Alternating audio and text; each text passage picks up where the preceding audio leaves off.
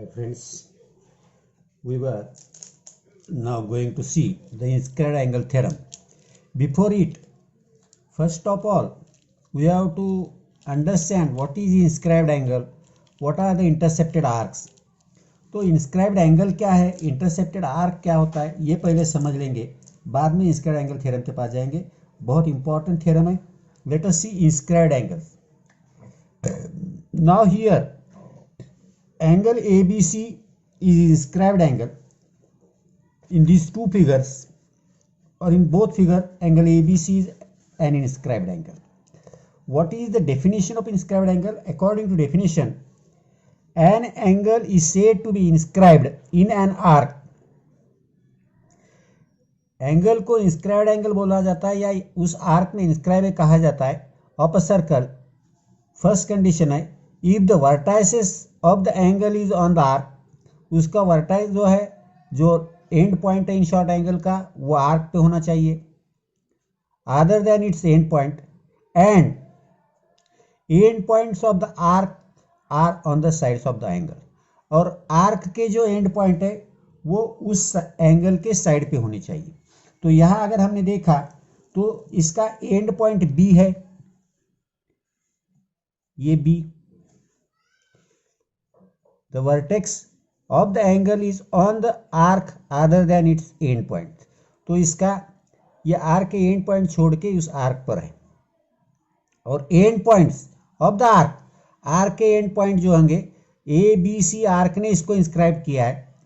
तो ए बी सी आर्क के जो एंड पॉइंट है ए और सी, ये दोनों ए बी साइड पे ये है और बी सी साइड पे सी है, तो दोनों साइड पर है. तो according to this figure angle A B C is inscribed by arc A B सी.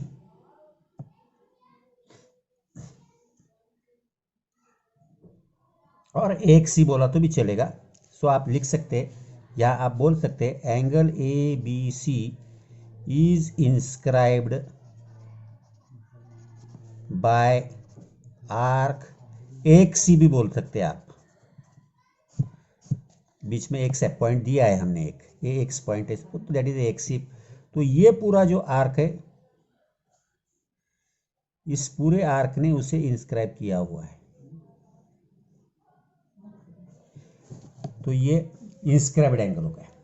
अब इंटरसेप्टेड आर्क, इंटरसेप्टेड आर्क समझना बहुत जरूरी है.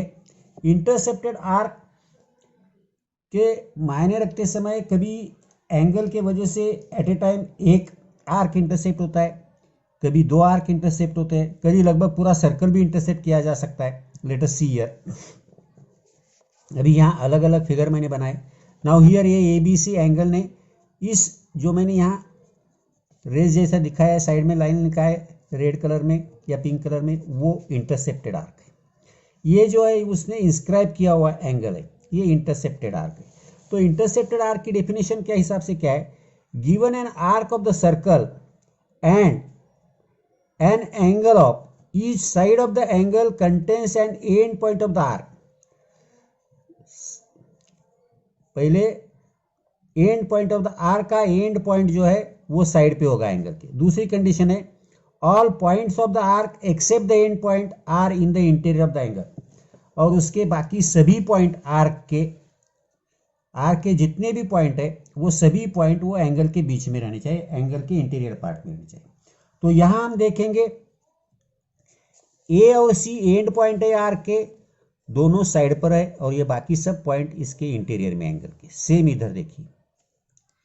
अब ये इसका एंड पॉइंट जो है, एंगल का एंड पॉइंट इस आर्क पे नहीं है, मगर हमारे डेफिनेशन में क्या है, आर्क का एंड पॉइंट इसने कंटेन किया हुआ है और बाकी के सब इंटीरियर है. तो ये एसी इंटरसेक्टेड आर्क है. सेम यहां भी सेम है. Now look in this figure. इस फिगर में आप देखोगे तो यहां इस आर्क का ये जो एंड पॉइंट है ये इस साइड पे नहीं है, तो ये इंटरसेप्टेड आर्क नहीं है. This is not intercepted arc. यहां दो इंटरसेप्टेड आर्क बन रहे हैं, इधर भी हो रहा है, इधर भी हो रहा है, इंटीरियर में इंटरसेक्ट हो रहे दोनों. तो ये भी देखिए आप, तो ये इंटरसेप्टेड आर्क है। तो आपको इंस्क्राइब्ड एंगल और इंटरसेप्टेड आर्क की कंसेप्ट अगर क्लियर आ गई तो आपके ध्यान में आ जाएगा what is inscribed angle and what is intercepted arc. तो given an arc of the circle and angle if each side of the angle contains an end point of the arc, हर साइड में arc का एक एक and point आएगा। Arc के जो दो एंड पॉइंट है वो दोनों साइड पे आएंगे एंगल के। All points of the arc except the end point are in the interior of the angle, और बाकी रिमेनिंग सभी पॉइंट उसके एंगल के इंटीरियर में रहेंगे।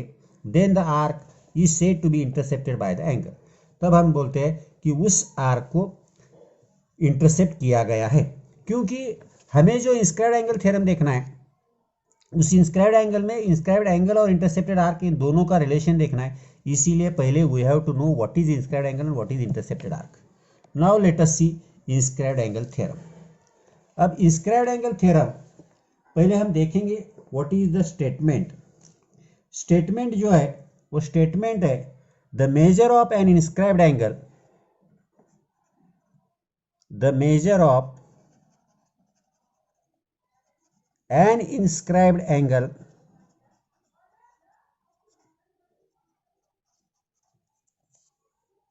is half of the measure of the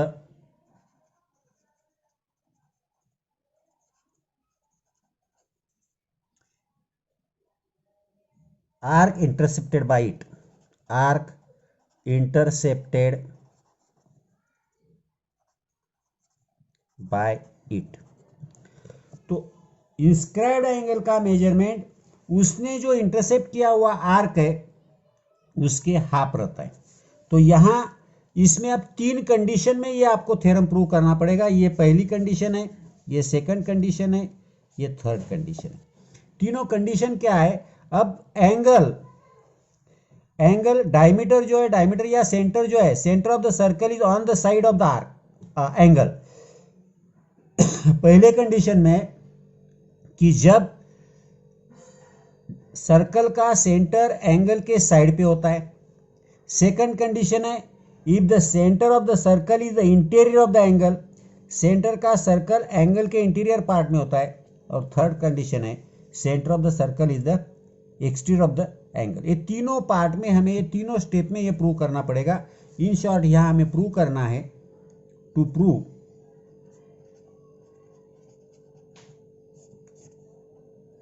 angle BAC is equal to measure of angle BAC is equal to half of measure of arc BXC। या हर जगह हमने इसी तरह बनाया है। ये एंगल है BAC, ये इस BXC से हाफ है, ये हमें दिखाना है। यहां BAC ये पूरा है, ये BXC पूरा है। यहां BAC इतना ही है, आपको ये इसके हाफ दिखाना है। ये तीनों कंडीशन में we are going to prove this. Now first condition का हम थिंकिंग करेंगे।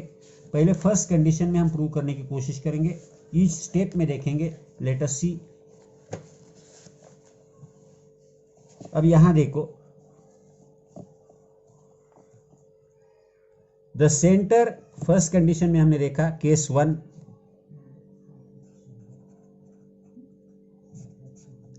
The centre is on the angle, the centre is on the angle. अब अगर सेंटर जो है वो सेंटर एंगल पे रहा तो we are going to prove this. Now let us see here.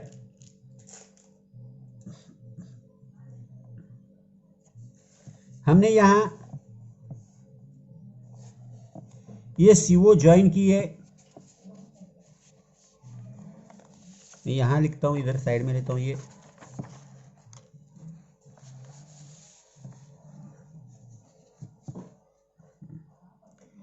या ऐसे ही रखता हूं तो आपको ध्यान में आएगा।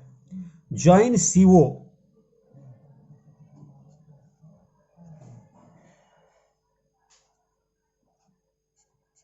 CO ज्वाइन कर लिया हमने।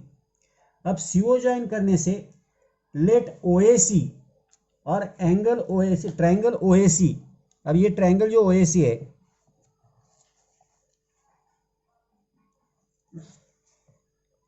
Triangle OAC is an isosceles triangle.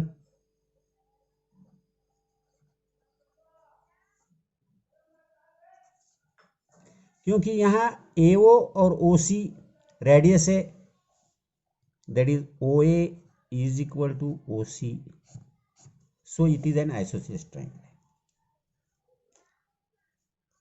अगर ये आइसोसेलेस ट्रायंगल है तो ये दोनों एंगल सेम रहेंगे, दैट इज एंगल OAC और angle OCA by remote interior angle theorem. Therefore by remote interior angle theorem, interior angle theorem है measure of exterior angle is equal to sum of remote interior angle, that is measure of angle BOC is equal to measure of angle OAC, measure of angle OAC plus measure of angle OCA. Remote interior angle property से BOC का measurement इन दोनों इतना होना चाहिए. We have considered here, we have seen OA is equal to OC, तो ये दोनों एंगल कॉन्ग्रुएंट होंगे, OAC और OCA. सो ये हमने अगर x कंसीडर किए, but measure of angle OAC is equal to measure of angle OCA, and we have considered is equal to x degree हमने कंसीडर किया suppose. Therefore measure of angle BOC is equal to x plus x, that is equal to 2x, और 2x होगा that is OAC के double होगा.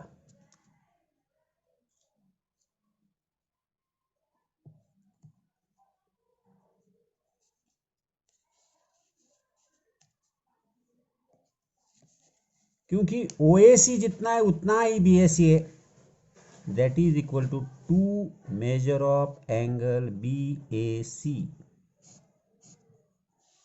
Therefore measure of angle BAC is equal to half of measure of angle BOC. अब BOC जो angle है, ये BOC central angle है, तो उसका मेजरमेंट इस आर्क इतना ही रहेगा. But measure of angle BOC is equal to measure of arc BXC. Definition of, और सेंट्रल एंगल इतना भी बोला तो भी बहुत है. सेंट्रल एंगल प्रॉपर्टी से, क्योंकि measure of central angle is equal to measure of corresponding arc. Therefore measure of angle BAC is equal to half of measure of arc BXC आप बोल सकते हैं.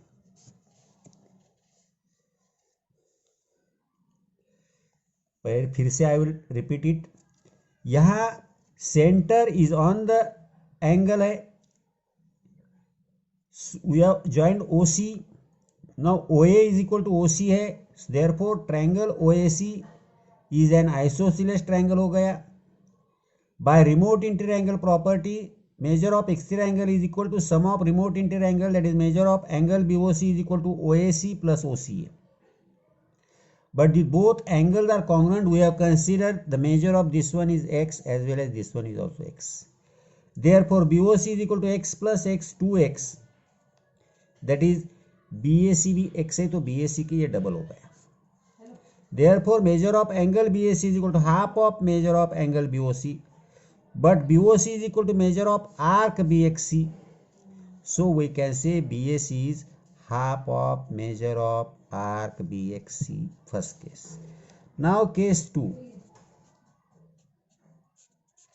सेकंड केस में है जो सेंटर है वो इंटीरियर है. सेंटर इज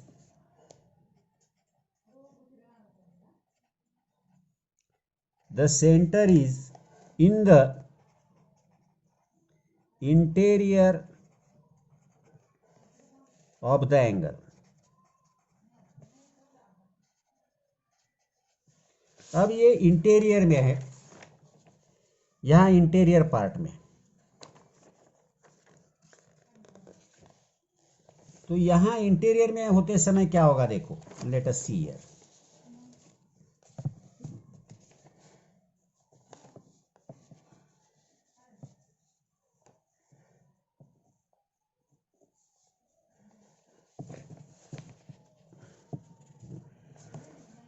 ऐसा रखता हूं मैं. Now here we have taken D point here, that is AD is the diameter हो गया AX M, क्योंकि हमारा ABC एंगल है, एन इधर ले लिया. नाउ एंगल CAD हमने अभी प्रूव किया था. Measure of angle CAD is equal to half of measure of arc CMD. अभी जो हमने प्रूव किया उसी हिसाब से आएगा.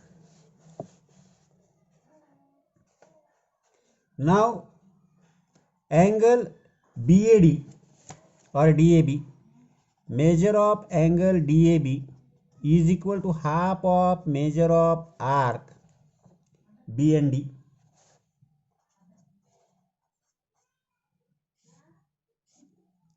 अब इन दोनों की अगर हमने एडिशन कर दी, that is measure of angle CAD plus measure of angle DAB is equal to half measure of arc CMD plus half measure of arc BND. अब इन दोनों के एडिशन करोगे आप तो CAD और DAB, ये CAD है, ये DAB है, that is BAC, that is measure of angle BAC is equal to, अब CMD, ये CMD आर्क है और ये BND आर्क है, दैट इज आर्क CXB हो गया. यही ले लेंगे हम, तो इसमें से हाफ कॉमन ले लिया, स्टेप बाय स्टेप लिखेंगे. Measure of arc CMD plus measure of arc BND, that is equal to half of, दोनों की एडिशन करी तो मैंने अभी दिखाया आपको, मेजर ऑफ आर्क BXC आएगा, that is measure of angle BAC आएगा. तो ये सेकंड पार्ट हो गया, सेकंड केस में हो गया. अब थर्ड केस देखेंगे हम. थर्ड केस में late us see here. Third case में आप देखोगे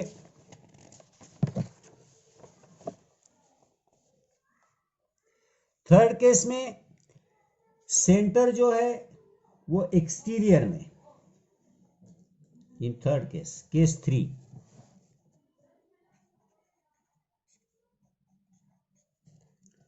the center is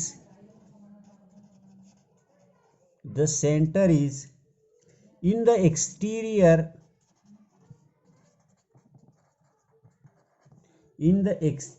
of the angle.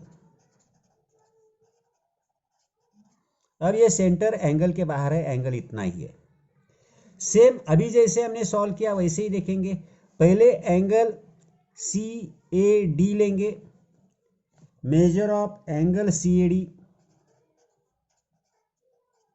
Is equal to half of measure of arc. अब यहां अगर हम देखेंगे तो CMD आएगा, ये पूरा आर्क आया, ये पूरे आर्क के हाफ हो गए। नाउ ये देखेंगे हम BAD, measure of angle BAD is equal to half of measure of arc BND। ये छोटा सा आर्क एंगल। अब ये बड़े एंगल में से ये छोटा एंगल माइनस किया तो हमारा BAC मिलता है, that is measure of angle CAD minus measure of angle BAD is equal to half of measure of arc CMD minus half of measure of arc BND। अब CAD में से BAD minus किया, ये पूरा जो है वो CAD है, ये पूरा, उसमें से ये माइनस कर दिया तो बचता है BAC, that is angle BAC is equal to, इन दोनों में से हाफ कॉमन ले लो, half of measure of arc CMD minus measure of arc BND, that is measure of angle BAC is equal to, अब मैंने देखा तो वही आता है BXC ही आएगा, half of measure of arc BXC। One of the most important theorem है, easy है, वैसा सिर्फ बड़ा है करके लगता है क्योंकि 3 केसेस में इसको हमें डिवाइड करना है, तो तीनों केसेस में आपको ये करके दिखाया है, सॉल्व करके। यू अंडरस्टैंड आई थिंक, ये तीनों केसेस में I have shown you here in 3 cases. अब angle bisector sorry inscribed angle theorem, इसी पे डिपेंडेड और कुछ थ्योरम है वो हमें देखने, कोरोलरीज के हिसाब से आते हैं। वो पहला आता है angle inscribed in semi circle. अब ये हमने देखा सेमी सर्कल में आएगा तो वो 90 डिग्री का रहेगा। Angle inscribed the same arc, arc congruent, ये आएंगे। ये इजी थ्योरम हम नेक्स्ट वीडियो में देखेंगे, लगभग 2-3 थ्योरम है वैसे। इसके बाद आपको साइक्लिक क्वाड्रिलेटरल का भी थ्योरम आएगा। तो इंस्क्राइब्ड एंगल थ्योरम समझना जरूरी है प्रॉपरली। तो ये देखो